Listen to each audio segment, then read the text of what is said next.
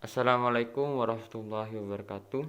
Perkenalkan, nama saya Andre dari Ekonomi Syariah 3 2020, NIM 2041050200099. Di sini saya akan memberi tanggapan video dari Dr. Abdul Wadud Nafis LC MEI yang berjudul Pengantar Ilmu Ekonomi Makro.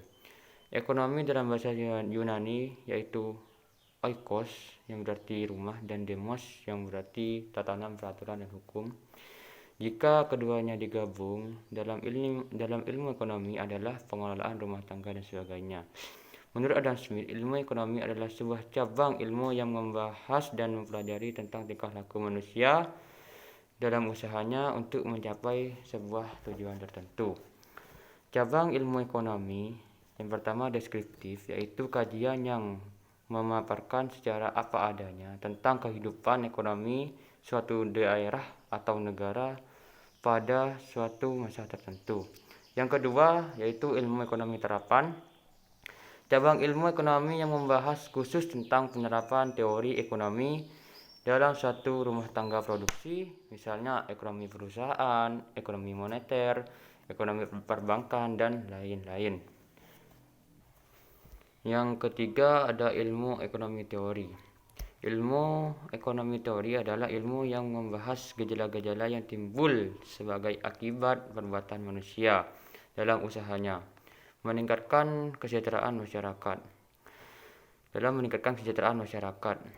Dalam ilmu ekonomi teori terdapat dua ekonomi, yaitu ekonomi mikro dan makro. Yang pertama saya jelaskan tentang ekonomi mikro.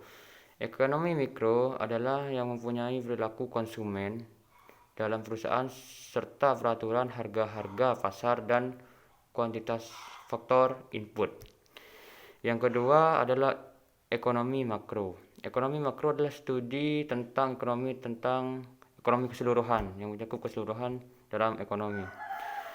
Konsep dasar ekonomi makro yaitu terdapat pendapatan dan pengeluaran, pengangguran, uang dan fungsinya, inflasi dan deflasi, permintaan agregat dan pengeluaran agregat, keseimbangan LS dan LM yaitu LS meliputi barang dan LM yaitu uang, dan yang terakhir tentang ekspor dan impor. Sekian dari video saya tentang tanggapan dari video Dr. Abdul Wadud Nafis LC MEI yang berjudul Ilmu Ekonomi Makro.